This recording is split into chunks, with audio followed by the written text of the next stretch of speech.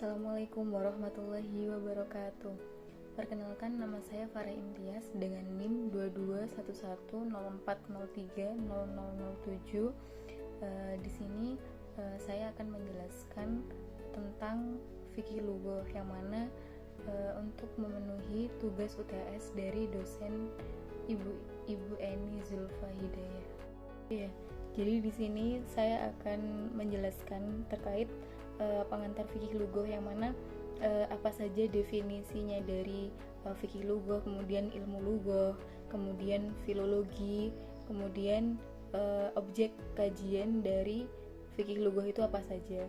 Ya baik, langsung saja pada pembahasan apa sih definisi dari fikih lughoh itu. Fikih lughoh secara etimologis atau secara bahasa adalah memahami asal-usul bahasa serta hakikatnya.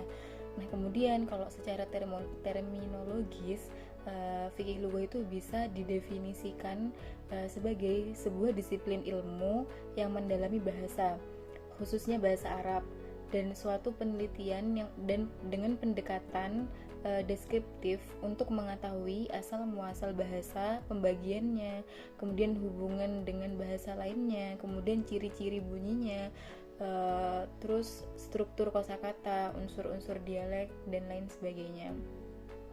Nah, kemudian kalau ilmu lughoh itu secara etimologis atau secara bahasa didefinisikan sebagai ilmu bahasa, kan, karena ilmu itu kan ilmu, lughoh itu bahasa. Jadi secara bahasa ilmu lughoh itu berarti ilmu bahasa.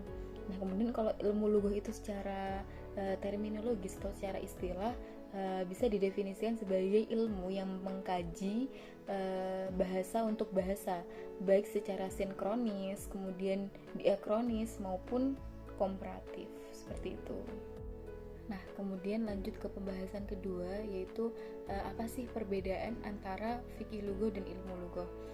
Yang pertama, secara metodologis, jadi kayak udah diteliti gitu ya, bahwa ilmu lughoh dan fikih lughoh itu jelas berbeda gitu. Karena fikih lughoh itu kan mengkaji bahasa sebagai suatu sarana atau alat untuk mempelajari budaya dan peradaban kesusastraan. Sementara ilmu lughoh mengkaji substansi bahasa itu sendiri. Nah, yang kedua, bahwa pembahasan fikih lughoh itu lebih luas gitu, karena tujuan akhir dari belajar fikih lughoh itu adalah belajar tentang peradaban dan kesusastraan, kemudian kehidupan, pemikiran dari segala aspeknya.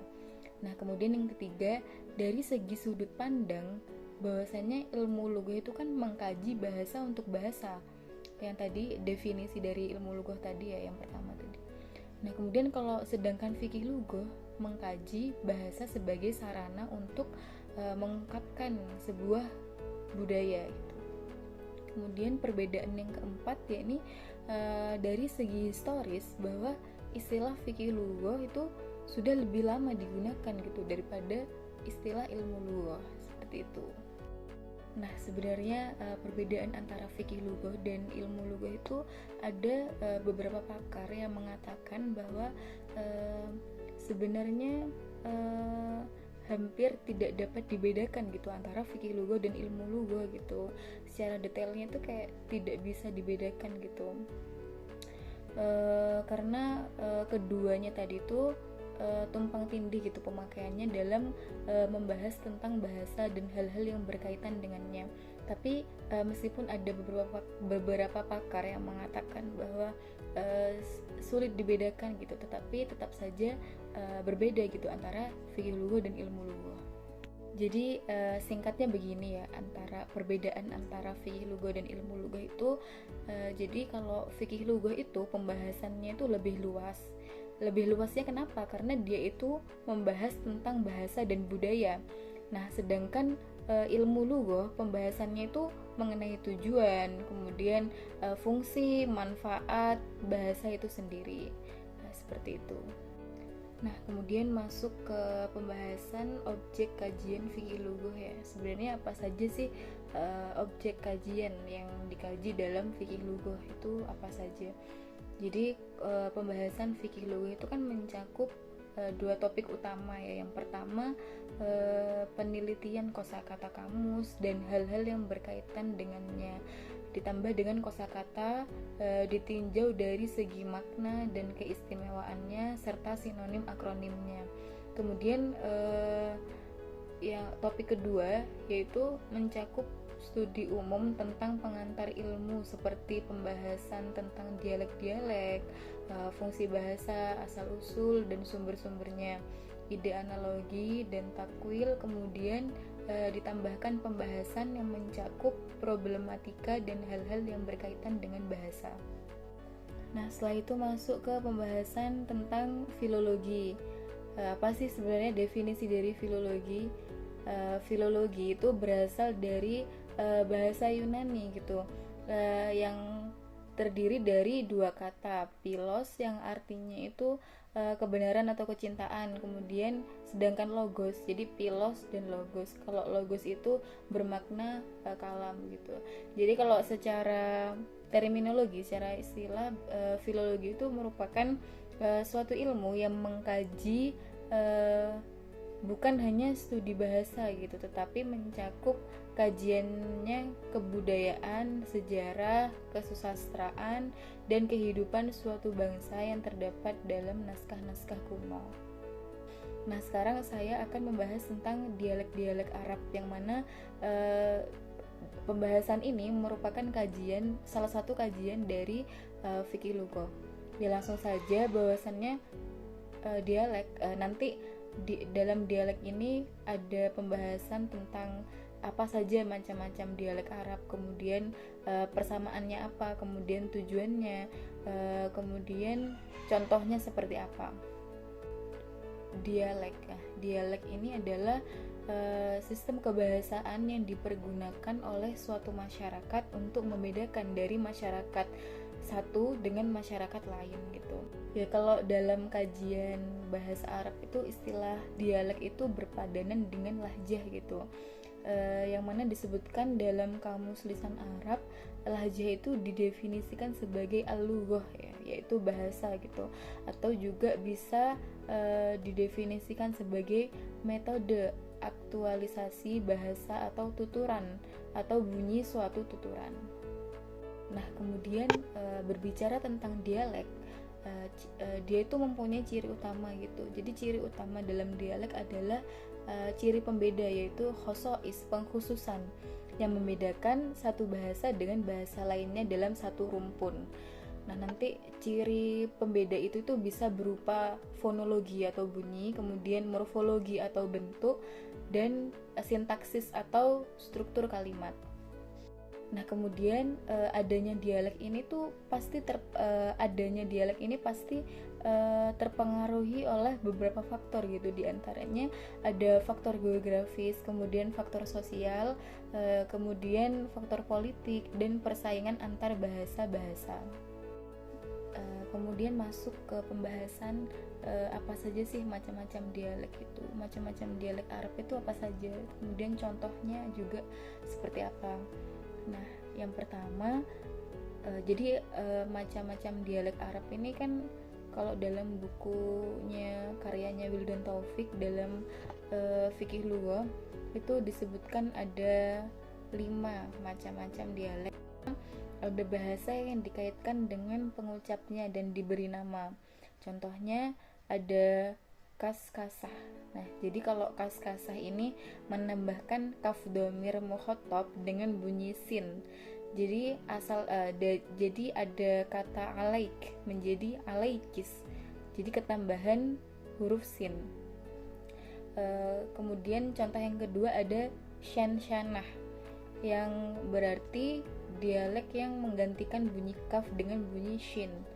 Jadi dari asal kata labbaik Allahumma labbaik menjadi labbaik Allahumma labbaik. Kemudian macam-macam dialek Arab yang kedua itu bahasa yang dikaitkan dengan pengucapnya tanpa diberi nama, hanya menggantikan huruf. Contohnya dialek mazin, dialek yang menggantikan mim dengan ba atau sebaliknya. Nah, jadi dari asal kata bakrun menjadi makrun, karena ba tadi huruf ba diganti dengan mim atau sebaliknya. Atau ini atma'anna menjadi atba'anna. Ketiga, itu bahasa yang dikaitkan dengan pengucapnya tanpa diberi nama dan hanya menggantikan harokat.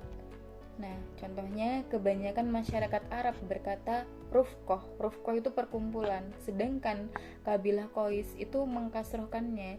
Jadi kalau masyarakat Arab itu berkata rufqoh yang artinya perkumpulan, tapi kalau kabilah Qais itu mengkasrohkannya, jadi rifqoh. Macam dialek Arab yang keempat yaitu bahasa yang tidak dikaitkan dengan pengucapnya dan tidak diberi nama. Kemudian dialek Arab yang telah dipakai secara umum itu seperti contohnya orang Arab kadang menggantikan sejumlah akhir kata dengan ya, seperti sadis itu menjadi sadi. Nah, kemudian pembahasan selanjutnya adalah perbedaan dialek-dialek Arab ya. Yang tadi sudah disebutkan bahwasannya macam-macam dialek Arab tadi kan ada bermacam-macam gitu. Nah, itu kan juga berbeda-beda gitu. Nah, kenapa kok bisa berbeda-beda? Ini ada faktor-faktor yang menimbulkan dialek itu berbeda. Nah, caranya ada dari segi suara. Jadi dari segi suara, bentuk pengujaran kata akan terlihat adanya perbedaan antara dialek satu dengan yang lainnya. Kemudian dari aspek makna, seperti yang terlihat dalam kata-kata sinonim dan antonim. Kemudian kalau dari segi perbedaan kata, dilihat dari kata-kata yang tidak berubah dan maknanya masih seperti makna dialek yang dulu. Kemudian dari aspek kaidah, segi pembentukan kata dan wazan-wazannya. Nah, yang terakhir dialek bahasa Arab itu yang paling menonjol itu dan mengalahkan dialek-dialek lain adalah dialek Quraisy. Nah, kenapa kok pada saat itu dialek-dialek Arab itu kan ada bermacam-macam gitu ya, tapi yang paling menonjol adalah dialek Quraisy. Ya baik, sedikit menyinggung ya kenapa dialek Quraisy itu dianggap dialek yang paling menonjol dan mengalahkan dialek-dialek yang lain. Karena ada riwayat yang mengatakan bahwa tentang kelebihan dialek Quraisy gitu. Jadi Ismail bin Abdillah berkata, para ulama kita itu ahli bahasa, sastra dan sejarah kebudayaan Arab bersepakat bahwa suku Quraisy lah suku yang paling fasih bahasa Arabnya serta paling selektif kosakatanya. Nah, itu ada yang mengatakan seperti itu ya. Kemudian di sisi lain tuh ada faktor-faktor kenapa dialek Quraisy itu dianggap dialek yang paling menonjol dan mengalahkan dialek-dialek lain. Nah, faktor-faktor itu adalah ada faktor agama gitu. Jadi faktor agama ini orang-orang Arab sekitarnya itu kan berhaji ke Baitul Haram gitu ya, Baitullah yang ada di Mekah. Jadi kan penduduk Quraisy itu yang mendiami Mekah memiliki peran penting dalam ibadah haji. Mereka dikenal dengan Khodimul Hajj, yaitu pelayan haji. Nah, faktor yang kedua adalah faktor ekonomi.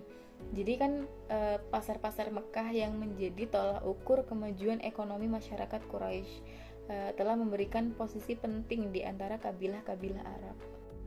Nah, mungkin hanya ini saja yang dapat saya sampaikan terkait tentang fikih lughah ya. Kurang lebihnya mohon maaf. Wassalamualaikum warahmatullahi wabarakatuh.